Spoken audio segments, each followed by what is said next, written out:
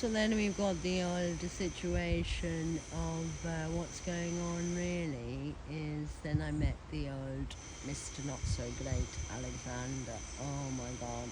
I was then, I had shingles. I was in a very bad state. I was getting no help from anybody. Of this whole town was fucking eating me alive with the old, oh god, the old MK Ultra was fucking heavy, man. I could hardly fucking stand up.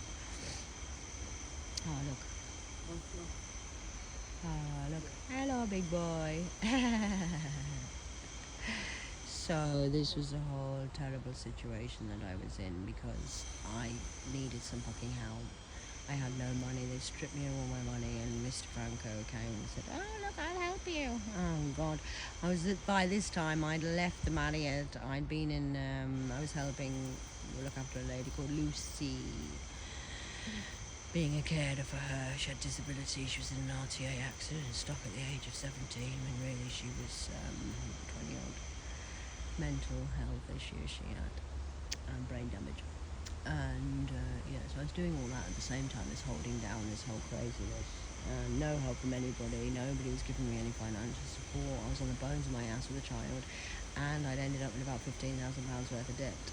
So Mr. Franco, he came to the rescue. Don't worry, I'll help you out, Catherine. Like the Loch Ness fucking monster there. Look, it's like the Loch Ness fucking monster. So as I then decided, oh yes, I had father issues, he had mother issues, so I got with him because I was father issues. I thought it was love, but it wasn't love, it was the illusion. I mean, I've always been in love, with the illusion of love. I have always been in love. I'm always in love. I love, that's my weakness, is love. I love too much. I'm a fucking nightmare. I love everything. I can love a pile of fucking shit and make it fucking smell like flowers. So anyway, it's called compost. Oh shit. That's actually true. Ask anyone. That's why they all want to kill me, because they can't believe how great I am. So then we have a situation where I then was wooed and lewd. I was naive. I was still naive, and I was still traumatized, and I had shingles. I'm fucking trying to be a mother. And I ended up living, guess where at? No place. That's what it's called. And I had a friend, Hannah. She split up with her boyfriend, a physiotherapist she was. Guess where she lived at? Pity me. So me and my mate I was living at no place, and she's a pity me. Honestly, you can't make this fucker up. So this is all true. I'm not even lying about any of this. I just wait till I put it down and put a pen and baby and fucking crease yourself. It's fucking hilarious. So pity me in no place. So then I moved to the law of the square of the B-laws, number 7. And we were meant to heal together. I helped him with the children. He was meant to help me. But really, the day I got married at 2 o'clock. I'm a seer. So I see her, I was there. So by 5 o'clock, we're sitting at the fucking wedding table. And he says to me, my dad does the speech basically saying, ha ha ha, you've got the bill now because you can take over the credit because I'm not fucking paying for it anymore. My dad basically sold me to Franco. So that was nice. And then, by 5 o'clock, then Franco stood up and did his fucking speech.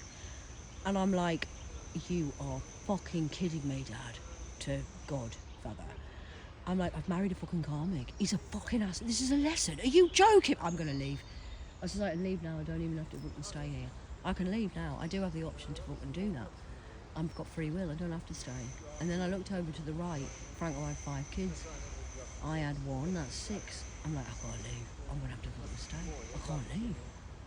That's why I'm here, for the kids. And for me to learn something, maybe. So I did that. I fucking stayed. For 10 fucking years. While I was mentally, physically and spiritually fucking abused. He smashed my head one night and nearly killed me, put me in bed like a fucking corpse. I did die actually, but I was regenerating. My dad brought me back to life. But you can't kill me because I am a prophet, whether you want to believe it or not. Messenger, fucking earth angel, whatever label you want to put on it. I'm God's daughter and you can't fucking kill me. Get over it. Suck it up, buttercups. I don't care what you want to call me, it's just a fact. So yeah, that was great. 10 years of fucking asshole fuckery. And then in 2010, they fractured my soul. Because why? This is going back to part one. My daughter betrayed me. Moved in with her Auntie Mandy. I said she could, because she won't tell you that. She'll tell you her side of the story. But this is my side of the story. She was a fucker. And I kept saying, I did the wrong parenting. I did tell her I was doing more Franco's way of parenting, which is a fucking bad idea. And that didn't work. So she rebelled against me, got shagged in a fucking bush, lost her virginity. I found out in the toilets of the fucking working men's club when I didn't want to go out, because I didn't go out by then. I only went because it was fucking my mate's 40th birthday. And found out my daughter had lost her fucking virginity because one of the girls got pissed and couldn't keep her fucking mouth shut. She wasn't meant to tell me, but she did. And yeah, so she went on for about 6 weeks, like, I hate you, I'm moving in with my Auntie Mandy, I'm moving. Oh, go on then, right, go. So I dropped all her stuff off. I said, go on then, off you go. She's reliving my life. So I let her go to her Auntie Mandy's. Franco was like, they'll bring her back, they'll hate her, she'll fucking destroy the family, she's a fucking marriage wrecker. Right, okay, right, go on then, off you go. So anyway, long story short, I ended up Christmas Day 2010. I couldn't get out of bed. My heart was so fucking in so much pain, and my soul was fractured. Does anybody know what soul fracture is? It's the most painful heartbreak you've ever had. It's not even heartbreak, it's soul fracture. It's more painful. So anyway, I then ended up going to Peru, which I had a battle to go because everyone in the community turned against me again. Battled everybody, and every day for 6 months I argued with Mr. Alexander, and he said I was abandoning my children, I was a useless mother, I was selfish, I was horrendous, and made me feel shit for it. Francesca was 4, she was going to school. I'm leaving her for 4 weeks with her fucking dad. Oh, what an abandonment bitch I am, how terrible. I thought my dad was in the fucking Navy. He used to leave me for 6 fucking months at a time. It's okay for my dad to go in the Navy. Yeah, but he was making... I told this to Franco. His answer to that was, yeah, but he was working.